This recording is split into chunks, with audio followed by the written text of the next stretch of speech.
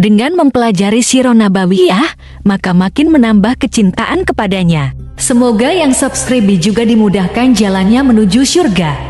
Silahkan tekan tombol like supaya postingan ini semakin tersebar. Dan tulis doa serta hajat pemirsa di kolom komentar. Semoga semakin banyak yang mengaminkan, maka semakin cepat terkabul. Nabi Sulaiman alaihi salam adalah manusia terkaya sepanjang sejarah kehidupan manusia di muka bumi. Dalam beberapa kitab suci seperti Al-Quran, Alkitab, dan Injil, Nabi Sulaiman alaihi salam dijelaskan sebagai manusia terkaya yang pernah hidup di muka bumi. Tidak ada satupun manusia yang bisa mengalahkan total kekayaannya hingga hari kiamat tiba. Para arkeolog telah menemukan situs peninggalan sejarah Islam yang mengungkap total kekayaan Nabi Sulaiman alaihi salam. Erez bin Yosef, seorang profesor, ia menyatakan bahwa 3000 tahun yang lalu Nabi Sulaiman alaihi salam diperkirakan memiliki kekayaan senilai 2,2 triliun US dollar. Dan bila dikonversikan dengan nilai mata uang dolar hari ini, jika dirupiahkan, maka nilainya setara dengan 32.891.870 triliun rupiah. Profesor tersebut juga menjelaskan bahwa kekayaan Nabi Sulaiman alaihi salam berasal dari dua sumber, yakni istana kerajaan dan tambang tembaga. Nilai itu berkali-kali lipat lebih banyak dari total kekayaan negara Indonesia yang hanya mencapai 11.454 triliun per 30 Desember 2021. Nabi Sulaiman alaihi salam memiliki beberapa mukjizat. Di antaranya adalah dapat berbicara dengan bahasa binatang. Beliau dapat memerintah mereka untuk melakukan sesuatu. Beliau juga dapat mengendalikan besar kecilnya tekanan angin dan dapat mengatur ke arah mana angin akan berhembus. Sehingga dengan itu Nabi Sulaiman dapat memanfaatkan angin sebagai kendaraannya dan juga kendaraan tentaranya. Nabi Sulaiman juga bisa melunakkan besi dan membentuknya menjadi pakaian perang yang anti tusukan senjata tajam. Nabi Sulaiman juga memimpin para jin. Mereka tunduk dan patuh pada perintah Nabi Sulaiman alaihi salam. Tidak hanya setan, iblis laknatullah yang merupakan makhluk pembangkang dapat dibuat tunduk bertekuk lutut pada perintah-perintah Nabi Sulaiman. Nabi Sulaiman bisa melakukan teleportasi, yaitu berpindah dari suatu tempat ke tempat yang lain dalam waktu singkat.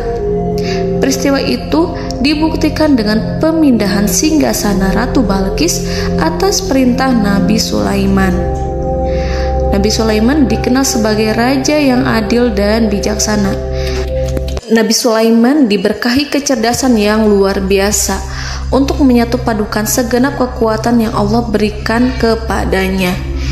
Ia mengelola dan membawa kerajaannya menjadi kekuatan raksasa yang tak terkalahkan di masanya dengan segenap kemampuan yang dimilikinya. Tentara Nabi Sulaiman adalah tentara terkuat di bumi tanpa ada yang menandingi. Pertanyaan mendasar yang muncul kali ini adalah dari mana sumber kekayaan dan kekuatan Nabi Sulaiman alaihi salam? Untuk mendapatkan jawaban dari pertanyaan ini, simak video ini sampai selesai. Sebelum itu, mari bantu channel ini terus berkembang dengan cara subscribe dan nyalakan tanda loncengnya. Berikan komentar yang positif dan berikan like serta share video ini. Bismillahirrahmanirrahim. Sungguh kami benar-benar telah menganugerahkan ilmu kepada Daud dan Sulaiman. Keduanya berkata, segala puji bagi Allah yang melebihkan kami dari kebanyakan hamba-hambanya yang mukmin. Sulaiman telah mewarisi Daud dan dia berkata, wahai manusia, kami telah diajari untuk memahami bahasa burung dan kami dianugerahi segala sesuatu. Sesungguhnya semua ini benar-benar karunia yang nyata. Quran Surat An-Naml ayat 15-16. Saudara-saudaraku yang dirahmati Allah, pada ayat di atas disebutkan bahwa Sulaiman telah mewarisi Daud. Nabi Sulaiman mewarisi Nabi Daud dalam sisi kenabian dan kekuasaan, bukan mewarisi harta, karena para nabi tidak mewariskan harta. Sebab sepeninggalan mereka, harta para nabi menjadi sedekah bagi orang-orang yang ada di sekitarnya, yaitu orang-orang fakir dan orang-orang yang membutuhkan. Dan harta para nabi tidak dikhususkan bagi kalangan keluarganya. Rasulullah Shallallahu Alaihi Wasallam bersabda, "Kami para nabi tidak mewariskan. Nabi Sulaiman mewarisi kenabian dari Nabi Daud. Ini adalah hal yang jelas. Allah telah memilihnya sebagai nabi dari Bani Israel. Begitu juga Allah telah memberinya kekuasaan kerajaan sehingga ia menjadi pemimpin Bani Israel."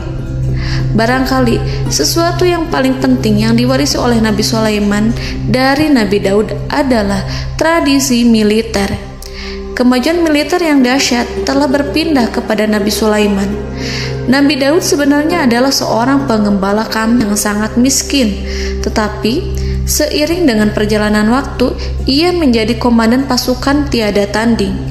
Nabi Daud alaihi salam mengetahui bahwa kekuatan hakiki yang mengatur alam semesta adalah kekuatan Allah. Ketika Nabi Daud mengulurkan tangannya dan memegang potongan batu, lalu beliau melemparkannya dengan ketepel ke arah Jalut, kepala Jalut retak dan ambruk menghantam tanah. Ini sebagai bentuk demonstrasi kekuatan darinya. Kehadiran Nabi Daud mengubah pasukan Bani Israel, di mana mereka sebelumnya lari jika berhadapan dengan musuh. Maka kini keberadaan mereka mulai diperhitungkan di masa hidupnya. Nabi Daud mengalami peperangan yang sangat banyak, tapi Al-Quran tidak menceritakan secara terperinci. Hal itu dikarenakan karena Al-Quran adalah kitab dakwah di jalan Allah, bukan kitab sejarah. Al-Quran hanya menceritakan di dalam Al-Quran surat Shad ayat 20, "Dan kami kuatkan kerajaannya, kerajaan Daud." Ayat tersebut berarti bahwa Nabi Daud belum terkalahkan dalam peperangan yang diikutinya.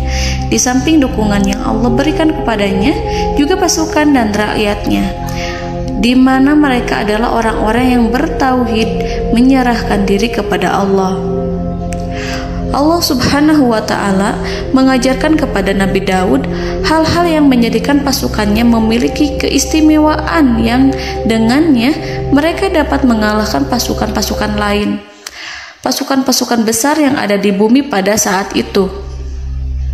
Allah Subhanahu wa Ta'ala berfirman dalam surat Saba ayat 10, "Dan kami telah melunakkan besi untuknya."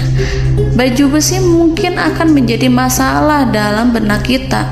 Ketika orang-orang yang berperang, baju besi cukup mengganggu gerakan mereka.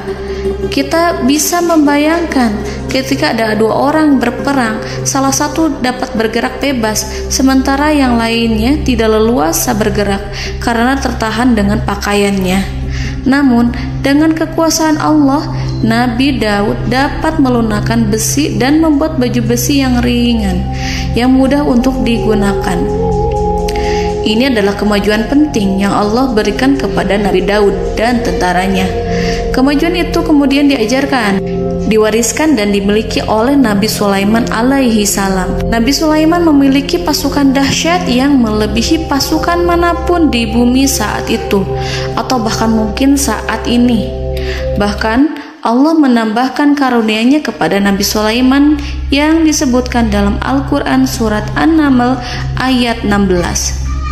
"Dan Sulaiman telah mewarisi Daud, dan dia berkata, 'Wahai manusia, kami telah diberi pengertian tentang suara burung, dan kami diberi segala sesuatu. Sesungguhnya ini benar-benar suatu karunia yang nyata.'" Saudara-saudaraku yang dirahmati Allah, pada suatu hari Nabi Sulaiman alaihi salam menengadahkan tangannya dan berdoa kepada Allah Subhanahu wa Ta'ala. Antara hati Nabi dan Allah tidak ada penghalang, tidak ada jarak, tidak ada sekatan waktu, tidak ada satupun dari para nabi yang berdoa kepada Allah kecuali doanya pasti dikabulkan. Doa Nabi Sulaiman alaihi salam direkam dalam Al-Quran surat Shad ayat 35. Nabi Sulaiman berkata, "Ya Tuhanku, ampunilah aku, anugerahkanlah kepadaku kerajaan yang tidak dimiliki oleh seorang pun sesudahku." Nabi Sulaiman menginginkan dari Allah sesuatu kerajaan yang belum pernah diperoleh oleh siapapun setelahnya. Allah Subhanahu wa Ta'ala mengabulkan doa Nabi Sulaiman dan memberinya kerajaan tersebut. Nabi Sulaiman mewarisi kekuasaan, kenabian, hikmah ilmu dari Nabi Daud alaihi salam. Orang-orang menyebut Nabi Sulaiman Al-Hakim, Sulaiman yang bijaksana. Kebijaksanaan Nabi Sulaiman tidak terbatas pada keadilannya di tengah-tengah manusia dan juga kasih sayangnya kepada mereka. Namun, kebijaksanaan Nabi Sulaiman juga berlaku di kalangan burung dan binatang lainnya. Nabi Daud juga mengenal bahasa burung, tetapi Nabi Sulaiman dapat berbicara dengan bahasa burung.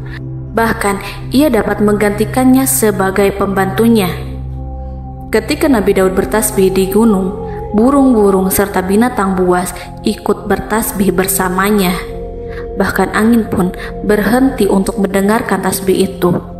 Sedangkan Nabi Sulaiman alaihi salam, Allah Subhanahu wa Ta'ala memberinya karunia lebih dari itu, di mana binatang-binatang buas tunduk padanya, begitu juga angin dan burung. Saudara-saudaraku yang dirahmati Allah, Nabi Sulaiman alaihi salam mampu mendengarkan bisikan semut yang berbicara kepada sesama mereka. Bahkan, ia mampu memerintahkan semut tersebut sehingga semut itu menjadi taat pada perintahnya.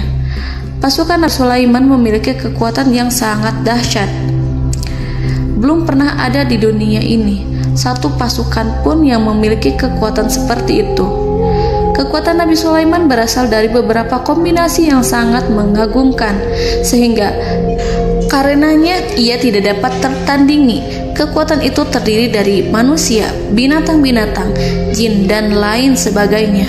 Kita mengetahui bahwa jin adalah makhluk Allah dan manusia tidak mampu melihatnya atau menghadirkannya atau meminta pertolongan kepadanya. Sedangkan Nabi Sulaiman telah diberi Allah suatu kemampuan untuk menundukkan jin, mempekerjakan mereka sebagai tentara di tengah-tengah peperangan. Bahkan ia mampu menjadikan mereka sebagai pekerja-pekerja kasar di kerajaannya saat tidak ada peperangan. Oleh sebab itu, ketika ada pasukan lain yang mencoba melawan pasukan Nabi Sulaiman, mustahil mereka akan mendapatkan kemenangan. Bahkan pasukan Nabi Sulaiman diperkuat oleh pasukan burung.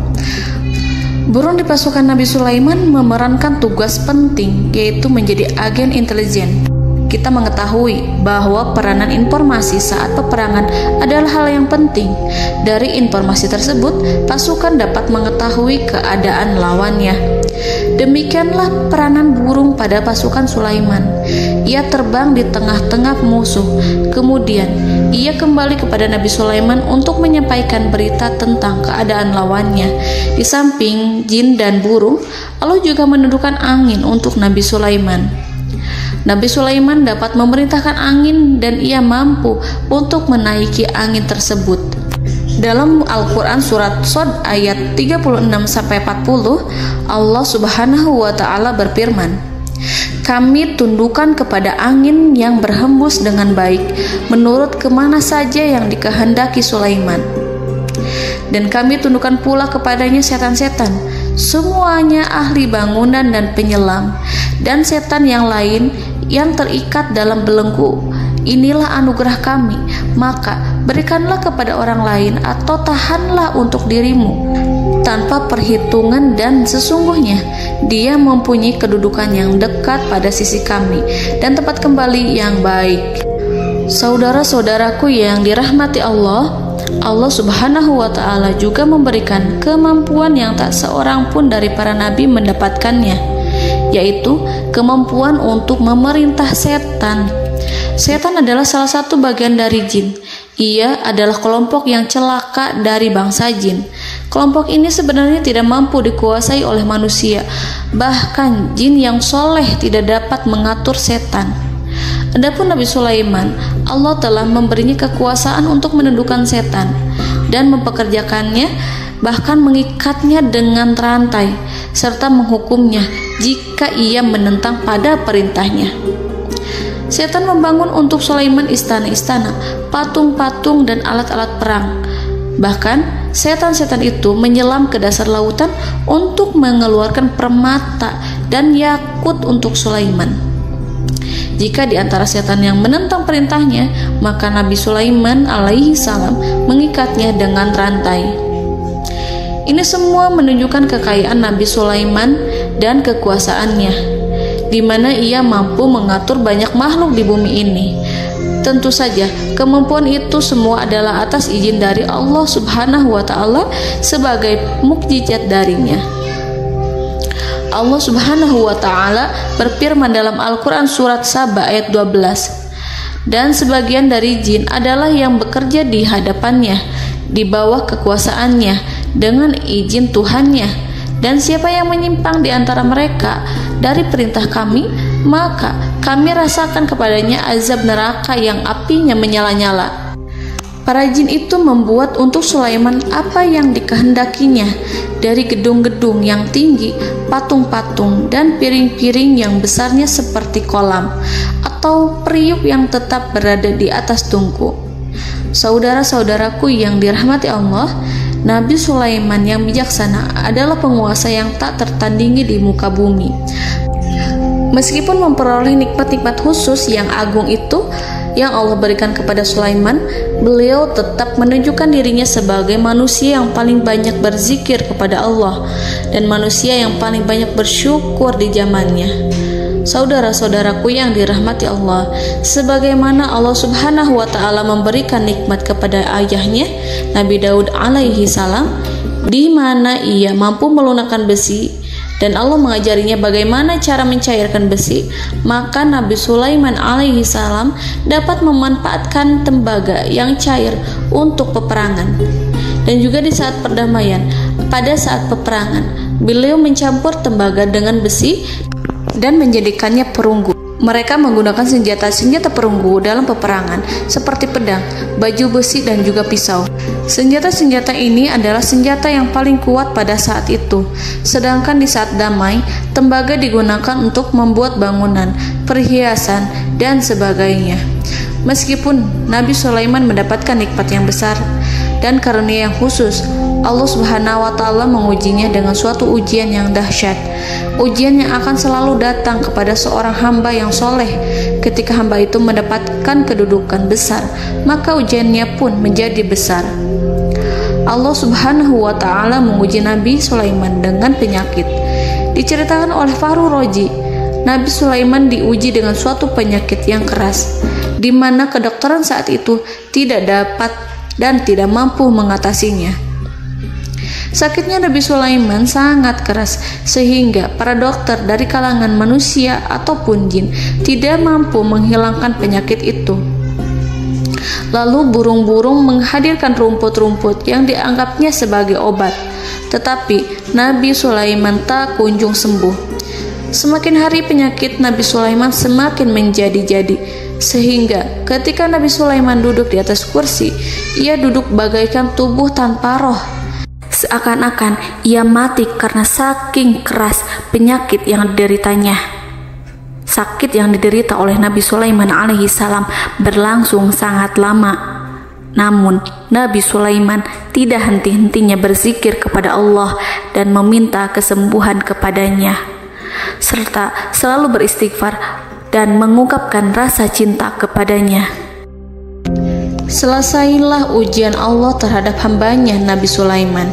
Beliau pun sembuh. Nabi Sulaiman merasakan kembali kesehatannya setelah ia mengetahui segala kejayaan dan segala kekuasaan serta segala kebesarannya tidak lagi mampu menghilangkan penyakit yang dideritanya kecuali jika Allah menghendaki. Saudara-saudaraku yang dirahmati Allah, Nabi Sulaiman telah membangun tempat ibadah, tempat sujud, sehingga manusia menyembah Allah di dalamnya. Orang-orang yang membangunnya berjumlah puluhan ribu orang. Tentu setiap kelompok dari mereka memiliki pekerjaan masing-masing.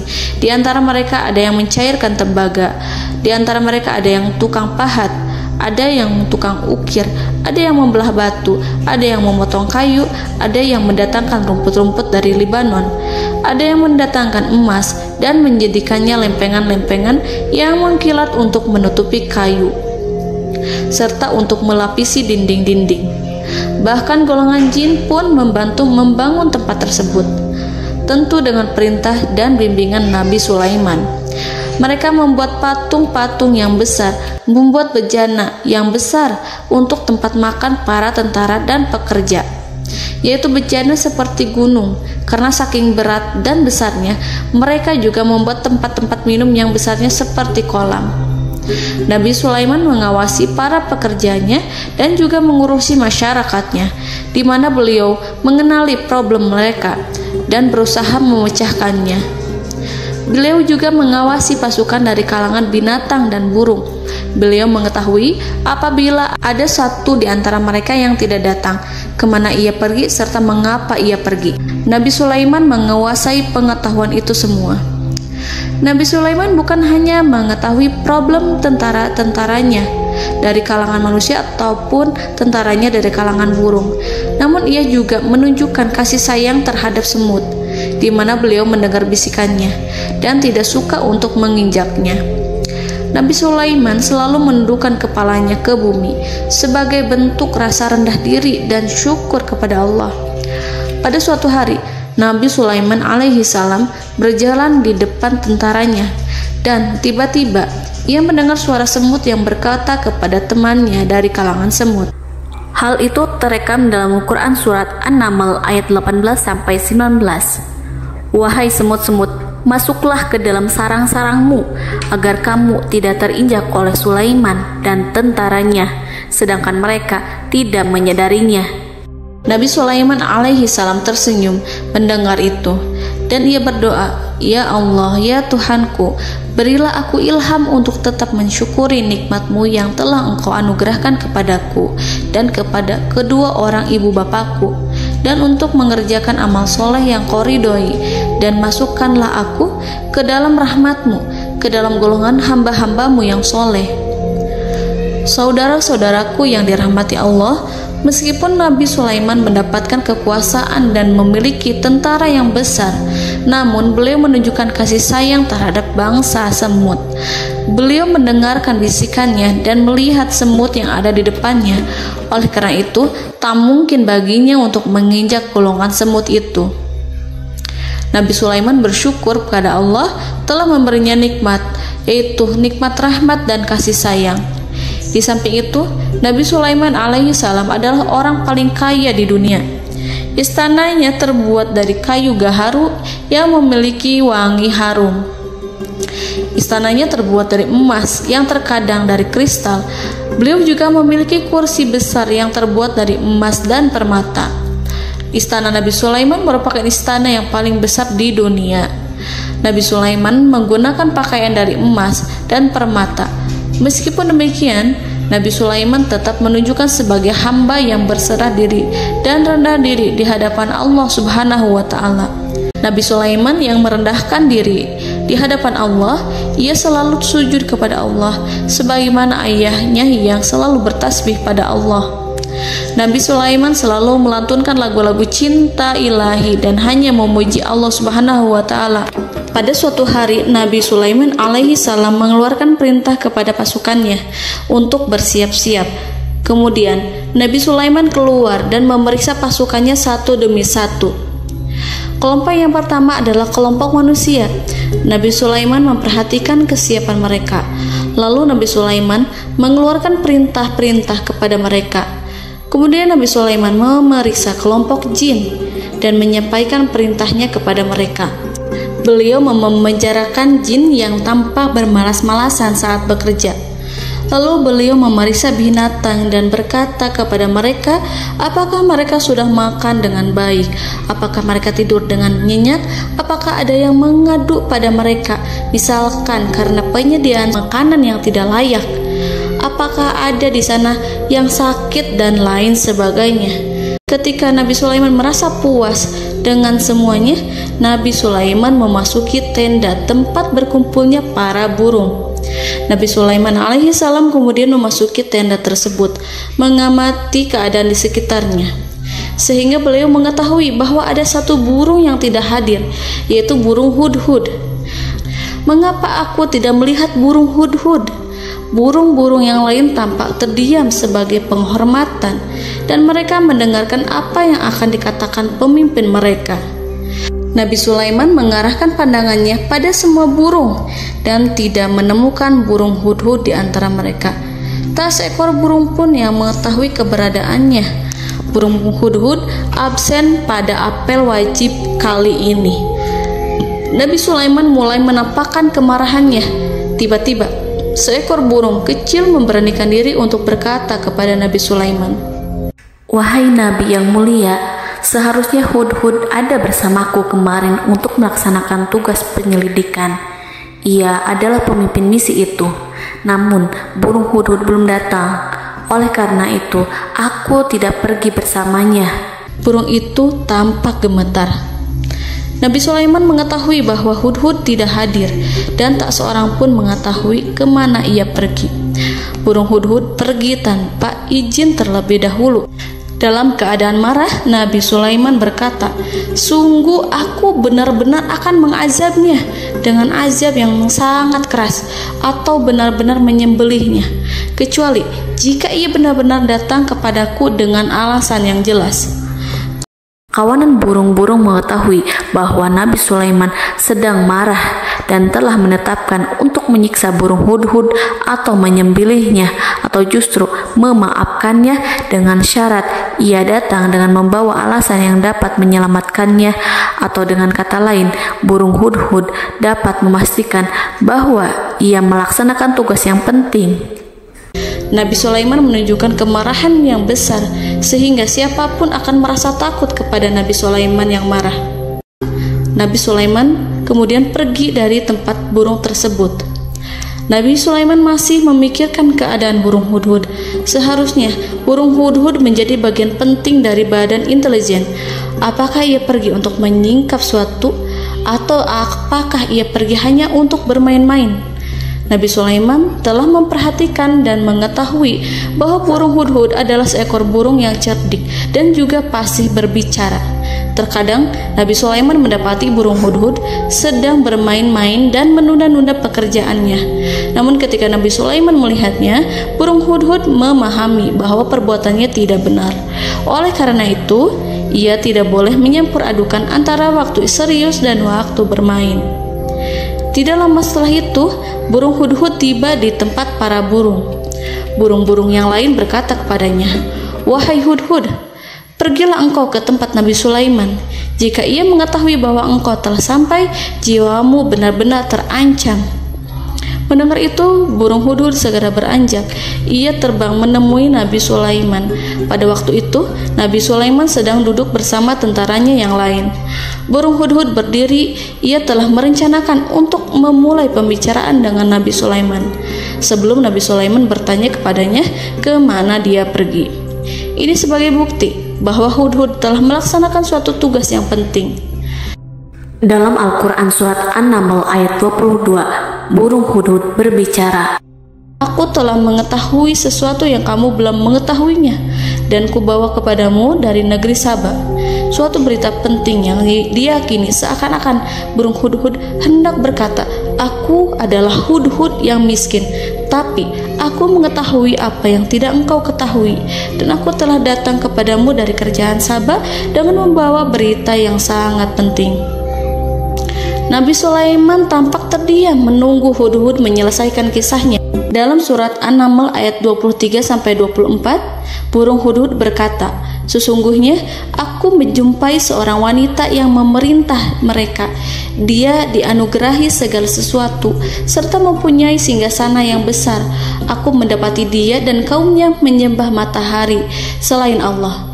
Dan setan-setan telah menjadikan mereka memandang indah perbuatan-perbuatan mereka, lalu menghalangi mereka dari jalan Allah, sehingga mereka tidak mendapat petunjuk.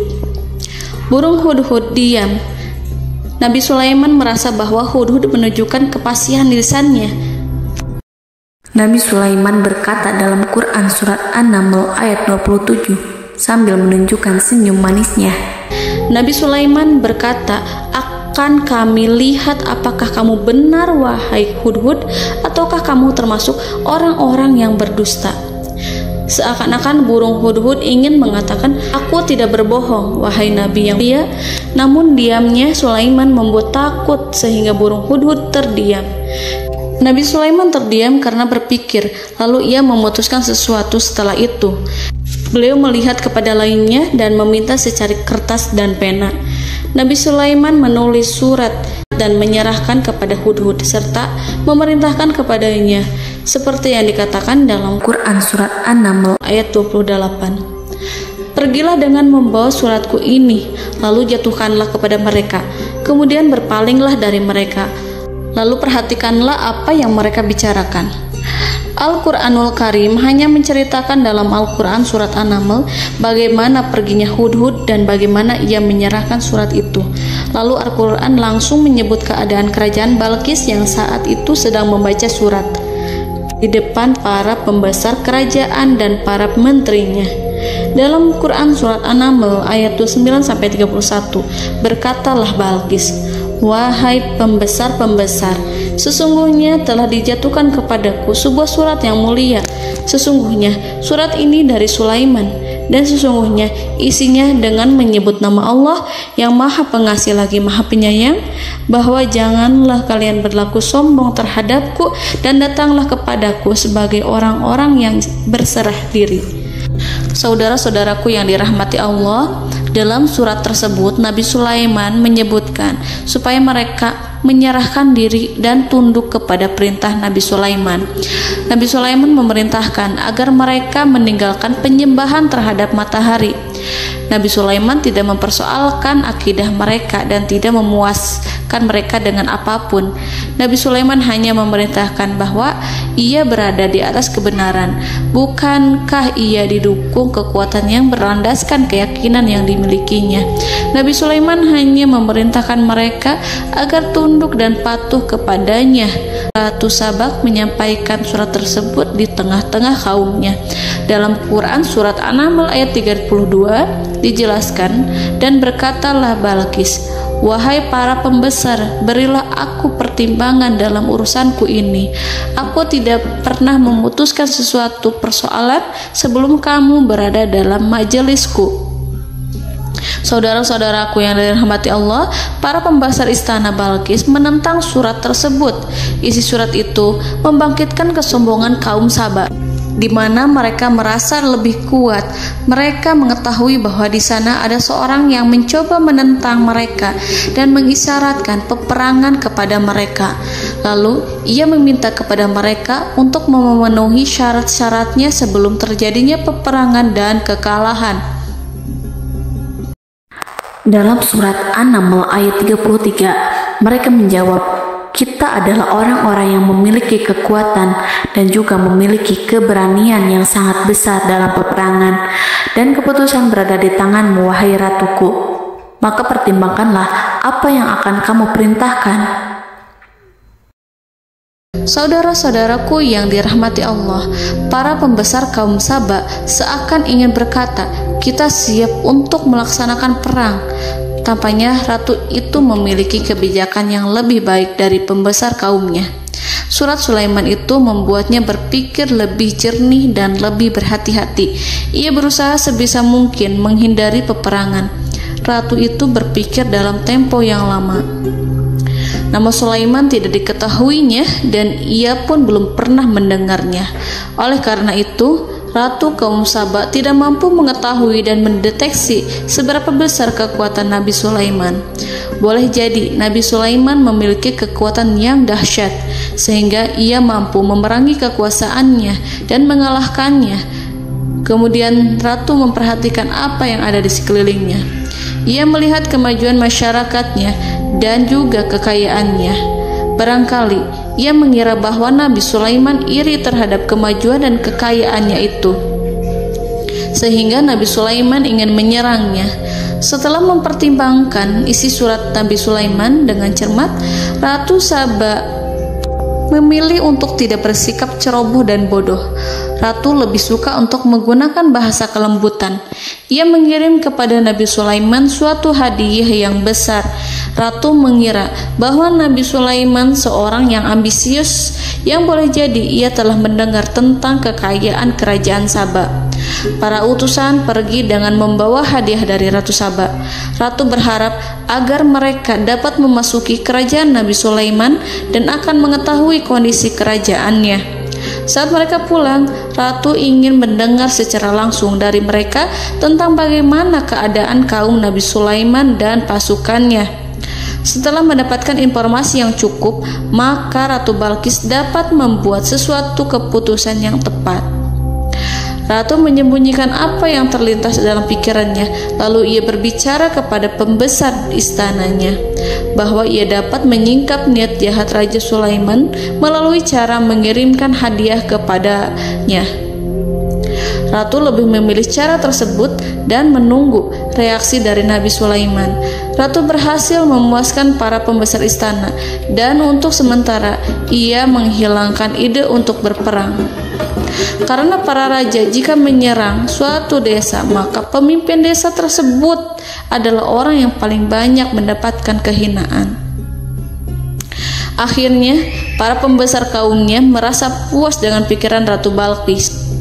Saudara-saudaraku yang dirahmati Allah, dalam surat An-Naml ayat 34-35 dijelaskan, Ratu Balqis berkata, "Sesungguhnya raja-raja apabila memasuki suatu negeri, niscaya mereka akan membinasakannya dan menjadikan penduduknya yang mulia menjadi hina, dan demikian pula lah yang akan mereka perbuat. Dan sesungguhnya aku akan mengirim utusan kepada mereka dengan membawa hadiah, dan aku akan menunggu apa yang akan dibawa kembali oleh utusan itu."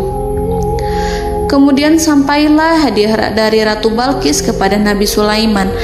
Para intelijen Nabi Sulaiman memberitahunya bahwa utusan Balqis datang dengan membawa hadiah.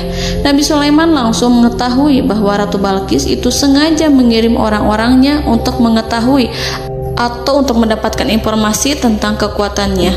Lalu setelah itu ia akan mengambil keputusan atau mengambil sikap kepada kerajaan Sulaiman. Nabi Sulaiman segera memanggil semua pasukannya untuk berkumpul. Utusan Balqis segera memasuki istana Nabi yang dipenuhi dengan pasukan yang besar bersenjata. Melihat itu, utusan Ratu Balqis tercengang dan terkejut ketika mereka melihat kekayaan yang mereka bawa tidak ada apa-apanya dibandingkan dengan kerajaan Nabi Sulaiman. Hadiah mereka tampak tidak berarti. Emas yang mereka bawa tampak tidak memiliki makna saat mereka memasuki istana Nabi Sulaiman yang terbuat dari kayu-kayu pohon gaharu yang mengeluarkan bau yang harum serta dihiasi dengan emas permata. Para utusan Ratu Balqis berdiri bersama Nabi Sulaiman dan menyaksikan bagaimana Nabi Sulaiman mengendalikan pasukannya. Kemudian mereka mulai berpikir tentang kekuatan dan kualitas pasukan Nabi Sulaiman. Betapa kagetnya mereka ketika melihat di tengah-tengah pasukan itu terdapat singa, burung, dan tentara dari kalangan manusia yang mampu terbang. Mereka pun sadar bahwa mereka di hadapan pasukan yang tiada tandingannya. Selesailah demonstrasi pasukan Nabi Sulaiman. Kemudian para utusan ratu dipersilahkan maju ke tempat hidangan makanan. Para utusan itu sangat terkejut ketika melihat berbagai macam makanan dari penjuru dunia ada di depannya. Dan di antara makanan itu terdapat pula makanan yang biasa ditemukan di negeri mereka. Tetapi mereka melihat bahwa makanan itu memiliki rasa yang lebih istimewa. Selain itu, Piring-piring yang ada di terbuat dari emas, dan mereka dilayani oleh laki-laki yang berhias dengan emas. Di meja makan itu terdapat burung, ikan laut, dan berbagai macam daging yang mereka tidak mampu lagi membedakan daging apa itu. Nabi Sulaiman tidak makan bersama mereka, tapi beliau makan dengan menggunakan piring yang terbuat dari kayu. Beliau memakan roti yang kering yang dicampur dengan minyak. Inilah makanan yang dipilih Nabi Sulaiman. Makan bersama mereka dalam keadaan diam, mereka merasa kehadiran Nabi Sulaiman menciptakan suatu wibawa yang luar biasa. Selesai perjamuan itu, lalu dengan sangat malu mereka menyerahkan hadiah dari Ratu Balqis kepada Nabi Sulaiman. Hadiah itu berupa emas yang bagi mereka hadiah itu sangat bernilai tinggi. Tapi di sini hadiah itu tampak kecil di hadapan kekayaan Nabi Sulaiman yang sangat mengagumkan. Nabi Sulaiman memperhatikan hadiah dari Ratu Balqis itu dan berkata dalam Quran surat An-Naml ayat 36, "Maka apa yang diberikan Allah kepadaku lebih baik daripada apa yang diberikannya kepadamu, tetapi kamu merasa bangga dengan hadiahmu." Raja Sulaiman menyingkap dengan kata-katanya yang singkat itu penolakannya terhadap hadiah mereka. Ia memberitahu utusan itu bahwa ia tidak menerima hadiah tersebut. Ia tidak merasa puas dengan hadiah itu. Yang membuatnya puas hanyalah, "Janganlah kalian berlaku sombong terhadapku, dan datanglah kepadaku sebagai orang-orang yang berserah diri." Lalu Nabi Sulaiman berkata kepada mereka dengan pelan. Hal itu diabadikan dalam Quran surat An-Naml ayat 37. "Kembalilah kepada mereka. Kami akan mendatangi mereka dengan bala tentara yang mereka tidak kuasa melawannya, dan pasti kami akan mengusir mereka dari negeri itu, yaitu negeri Saba, dengan terhina, dan mereka akan menjadi tawanan-tawanan yang hina." Saudara-saudaraku yang dirahmati Allah, Nabi Sulaiman kemudian meninggalkan para utusan ratu setelah terlebih dahulu mengancam mereka. Para utusan itu berharap agar Nabi Sulaiman mau menunggu kunjungan Ratu Balqis yang akan membawa misi perdamaian. Akhirnya sampailah para utusan Ratu Balqis ke negeri Saba. Mereka segera menuju istana sang ratu. Mereka memberitahu bahwa negeri mereka sedang ada di ujung tanduk. Mereka menceritakan kepada ratu tentang kekuatan Nabi Sulaiman dan tidak mungkin bagi mereka mampu melawannya. Mereka meyakinkan Ratu Balqis bahwa ia harus mengunjunginya dan melihat sendiri bagaimana kebesaran kerajaan Nabi Sulaiman. Kemudian ratu menyiapkan dirinya untuk pergi menuju kerajaan Nabi Sulaiman. Nabi Sulaiman duduk di kursi kerajaan di tengah-tengah para pembesarnya dan para menterinya serta para komandan pasukannya. Beliau berpikir tentang sosok Ratu Balqis. Nabi Sulaiman mengetahui bahwa Ratu Balqis menuju tempatnya. Balqis dikelilingi rasa takut. Nabi Sulaiman berpikir sejenak tentang bagaimana matahari disembah. Ia memikirkan bagaimana informasi yang diterima oleh intelijennya tentang kemajuan kerajaan Balqis dalam bidang kesenian dan ilmu pengetahuan. Nabi Sulaiman bertanya kepada dirinya sendiri, apakah kemajuan menjadi penghalang untuk mengetahui kebenaran? Apakah ratu itu senang dengan kekuatan yang dicapainya? Dan ia membayangkan bahwa kekuatannya adalah segalanya.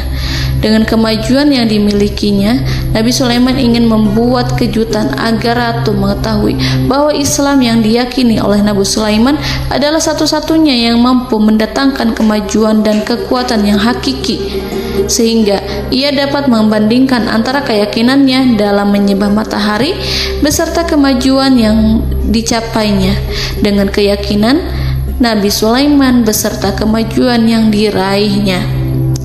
Saudara-saudaraku yang dirahmati Allah, para mata-mata Nabi Sulaiman telah memberitahunya bahwa hal yang sangat disegani dan dikagumi oleh kaum Balkis adalah kerajaan Saba, yaitu singgasana Ratu Balkis.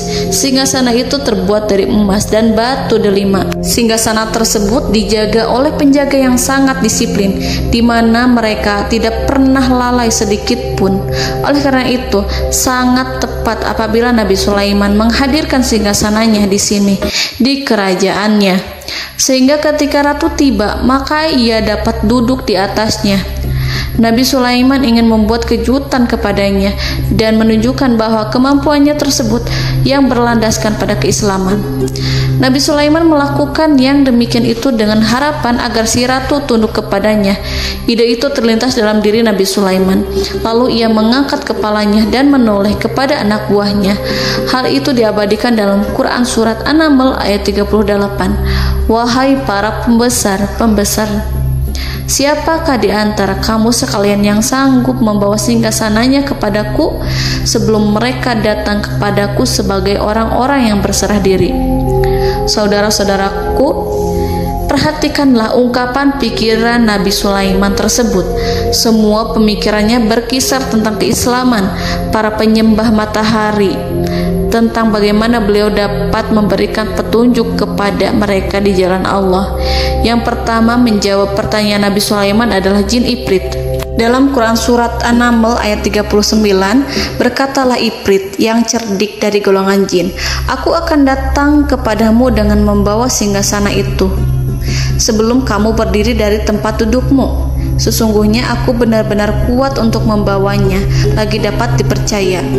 Nabi Sulaiman berdiri dari tempat duduknya setelah 1 atau 2 jam. Jin itu berjanji kepadanya untuk menghadirkan singgasana Balkis sebelum itu.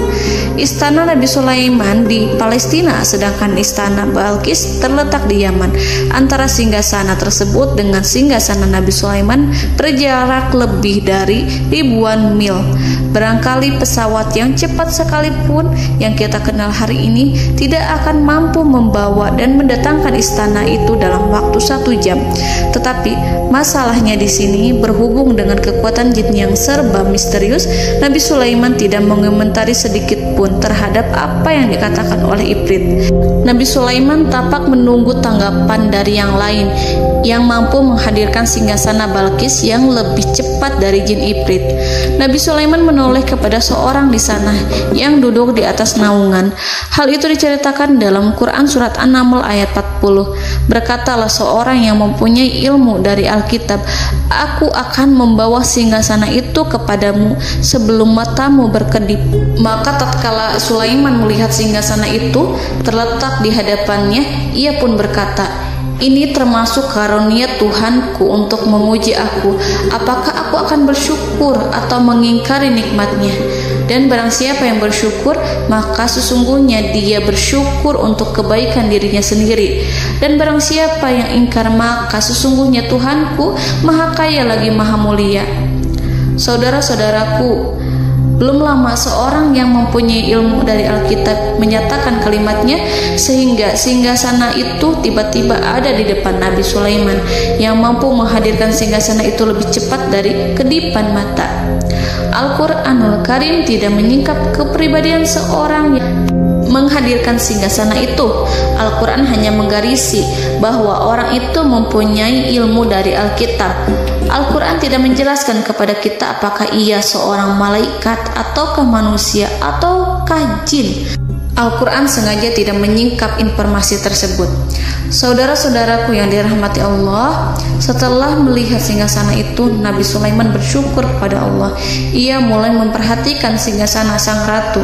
Singgasana tersebut merupakan simbol pembangunan dan juga kemajuan, tetapi tampaknya ia hanya sesuatu yang biasa saja jika dibandingkan dengan kekuasaan dan kebesaran ciptaan yang dibuat oleh manusia jin di kalangan istana Nabi Sulaiman. Nabi Sulaiman memikirkan dalam tempo yang lama singgasana Ratu Balkis itu. Kemudian beliau memerintahkan agar singgasana itu diperbaiki, sehingga saat Ratu Balkis datang, Nabi Sulaiman akan mengujinya apakah Ratu Balkis dapat mengenali singgasananya ataukah tidak. Dalam Al-Quran surat An-Naml ayat 41, Nabi Sulaiman berkata, "Ubahlah baginya singgasananya, maka kita akan melihat apakah dia mengenal ataukah dia termasuk orang-orang yang tidak mengenalnya." Saudara-saudaraku yang dirahmati Allah, Nabi Sulaiman memerintahkan agar dibangun istana yang akan digunakan untuk menyambut Ratu Balqis.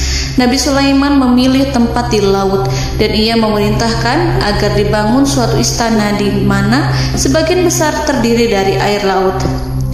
Nabi Sulaiman memerintahkan agar lantainya itu terbuat dari kaca yang tebal dan kuat, sehingga orang-orang yang berjalan di atas istana itu akan dapat melihat di bawahnya ada ikan-ikan yang berwarna-warni yang berenang-renang ke sana kemari, dan mereka akan melihat rumput-rumput laut yang bergerak-gerak. Akhirnya, selesailah pembangunan istana itu. Saking bersihnya kaca lantainya sehingga tampak di sana tidak ada kaca. Burung hudhud memberitahu Nabi Sulaiman bahwa Ratu Balqis telah sampai di dekat kerajaannya. Kemudian Ratu Balqis datang. Al-Quran tidak menyebutkan keadaan Nabi Sulaiman saat menyambut Balqis, namun Al-Quran menunjukkan dua sikap Ratu Balqis ketika pertama kali datang. Yang pertama, bagaimana sikap Ratu Balqis ketika pertama kali melihat singgasananya yang datang mendahuluinya, padahal ia telah meninggalkan pengawalnya untuk setia menjaga singgasana itu. Keadaan kedua adalah keadaan ketika di depan istana yang dibangun untuk menyambut Ratu Balqis. Istana itu penuh dengan permata dan banyak ikan berenang di bawahnya. Dalam Quran surat An-Naml ayat 42 dijelaskan, dan ketika Balqis datang, ditanyakanlah kepadanya, "Serupa inikah singgasanamu?" Balqis menjawab, "Seakan-akan singgasana ini adalah singgasanaku. Kami telah diberi pengetahuan sebelumnya dan kami adalah orang-orang yang berserah diri." Saudara-saudaraku, pada dialek di atas, Balqis melihat singgasananya dan ia tercengang saat mengetahui bahwa itu adalah singgasana miliknya. Namun kemudian ia mulai ragu karena melihat tidak sepenuhnya itu singgasana miliknya. Jika itu benar-benar miliknya, lalu bagaimana ia datang mendahuluinya? Dan bila bukan singgasananya, maka bagaimana Sulaiman dapat meniru sepersis dan seteliti itu? Padahal Sulaiman tidak pernah sekalipun ke kerajaannya. Nabi Sulaiman berkata saat melihat Balqis mengamati singgasananya, "Apakah ini singgasanamu?" Balqis terlihat sangat kebingungan, namun setelah itu ia menjawab, "Sepertinya benar." Nabi Sulaiman berkata, "Kami telah diberi ilmu sebelumnya dan kami sebagai orang-orang muslim." Saudaraku yang dirahmati Allah, melalui pertanyaan Nabi Sulaiman ingin mengisyaratkan kepada Balqis agar ia membandingkan antara keyakinannya beserta ilmu yang dicapainya dengan keyakinan Nabi Sulaiman yang muslim beserta pengetahuan yang telah diraihnya. Penyembahan terhadap matahari dan pencapaian ilmu yang dicapai oleh Ratu Balqis tanpa tidak ada apa-apanya dibandingkan dengan ilmu Nabi Sulaiman dan keislamannya. Nabi Sulaiman telah mendahuluinya dalam bidang ilmu karena keislamannya. Karena itu, sangat mudah baginya untuk mengungguli Balqis dalam ilmu-ilmu yang lainnya. Demikianlah yang disyaratkan dalam pertanyaan Nabi Sulaiman kepada Ratu Balqis. Ratu Saba itu mengetahui bahwa ini adalah singgasananya, di mana singgasana itu datang lebih dahulu daripada dirinya. Beberapa bagian darinya telah diubah saat Balqis masih di perjalanan menuju ke tempat Nabi Sulaiman. Ia berpikir kemampuan apa yang dimiliki Nabi Sulaiman. Ratu Balqis tercengang melihat apa yang disaksikannya, yang berupa buah dari keimanan Nabi Sulaiman dan hubungannya dengan Allah Subhanahu wa Ta'ala. Sebagaimana Balqis juga tercengang ketika melihat kemajuan di bidang ilmu pembangunan, seni, dan ilmu-ilmu yang lainnya. Maka ia tidak lebih kagum lagi saat melihat hubungan yang kuat antara keislaman Nabi Sulaiman dengan ilmunya, serta kemajuan yang diraihnya. Dalam Al-Quran surat An-Naml ayat 43 dijelaskan Dan apa yang disembahnya selama ini selain Allah mencegahnya untuk melahirkan keislamannya, karena sesungguhnya ia terdahulu termasuk orang-orang yang kafir. Saudara-saudaraku yang dirahmati Allah, bergoncanglah dalam benak Balqis ribuan hal ketika melihat keyakinan kaumnya runtuh di hadapan Nabi Sulaiman. Ia menyadari matahari yang disembahnya hanya merupakan ciptaan Allah, dan Allah lah yang menggerakkannya untuk hamba-hambanya. Lalu terbitlah matahari kebenaran dalam dirinya. Hatinya diterangi oleh cahaya baru yang tidak akan tenggelam seperti tenggelamnya matahari. Masa keislamannya hanya menunggu waktu. Ratu Balqis memilih waktu yang tepat untuk mengumumkan keislamannya. Allah Subhanahu wa Ta'ala berfirman dalam Quran Surat An-Naml ayat 44. Dikatakan kepadanya, masuklah ke dalam istana. Maka tatkala ia melihat lantai istana itu, dikiranya kolam air yang besar dan disingkapnya dua betisnya. Berkatalah Sulaiman, sesungguhnya ia adalah istana licin yang terbuat dari kaca.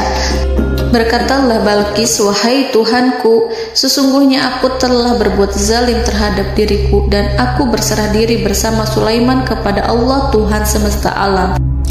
Saudara-saudaraku yang dirahmati Allah, dikatakan kepada Balqis, masuklah ke dalam istana. Ketika ia masuk, maka ia tidak menyaksikan adanya kaca, tetapi ia melihat air, sehingga ia mengira akan bersinggungan dengan air. Lalu ia menyingkapkan sedikit bajunya agar bajunya itu tidak basah. Nabi Sulaiman mengingatkannya tanpa melihatnya agar ia tidak khawatir terhadap pakaiannya, karena pakaiannya tidak akan basah, sebab di sana tidak ada air. Itu sekedar kaca yang halus, yang saking halusnya sehingga ia tidak tampak.